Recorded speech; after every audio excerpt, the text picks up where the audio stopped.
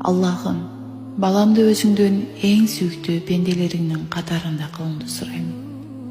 Аны үммөткө пайдалуу кылгын жана туура жолдон адаштырбагын. Ага өзүң ыраазы боло турган жашоо насип кылгын. Аны күчтүүлөр, кубаттуулар жана такыбалардын катарында кыл. Аны сени ыраазы кылууга умтула турган жана сенен корко турган адамдар менен бирге кыл. Аны күчү жетпеген сыноо менен сынаба Раббым. Ага көптөгөн пайдалуу илимдер жана курч зээн берип көр.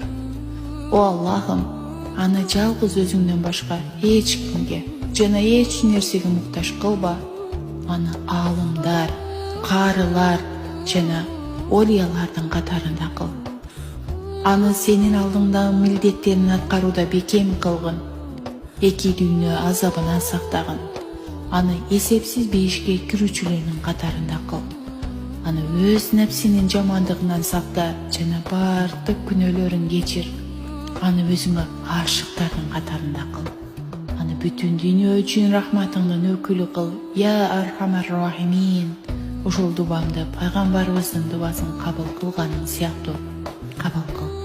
Амин.